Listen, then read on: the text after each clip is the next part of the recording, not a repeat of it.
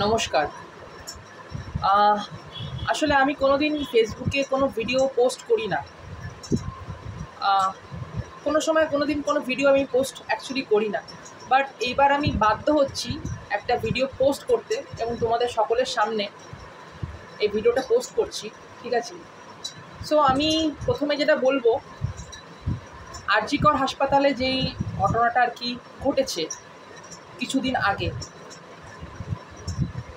যেই দিদিটার সঙ্গে দিদিটাকে ধর্ষণ করা হয়েছে, ঠিক আছে, তাকে টর্চার দেওয়া হয়েছে, তাকে কষ্ট দেওয়া হয়েছে, তারপর তাকে মারা হয়েছে, তাকে অনেক কষ্ট দেওয়া হয়েছে।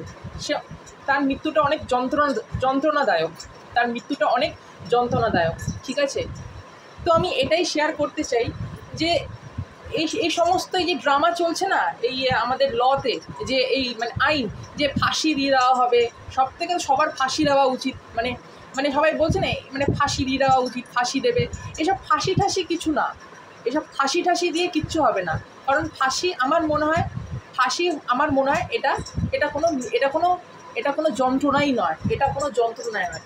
কারণ এটা জাস্ট 1-2 মিনিটে মৃত্যু হয়ে যাবে, ঠিক আছে। দিদিটা যেইভাবে কষ্ট পেয়ে মরেছে, তাকে তার সঙ্গে যেভাবে খারাপ কাজ করা হয়েছে, ঠিক আছে।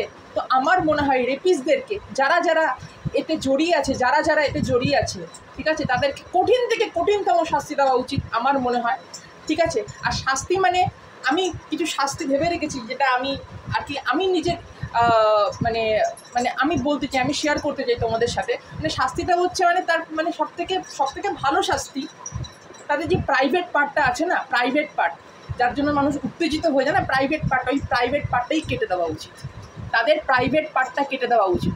সেকেন্ড, তাদের গায়ে ফুটন্ত গরম জল গায়ে ঢেলে দেওয়া উচিত, ঠিক আছে।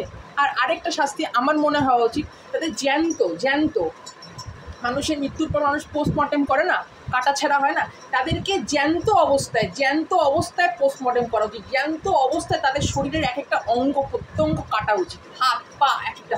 তাহলে তারা বুঝতে পারবে যে মৃত্যু কতটা কষ্টদায়ক।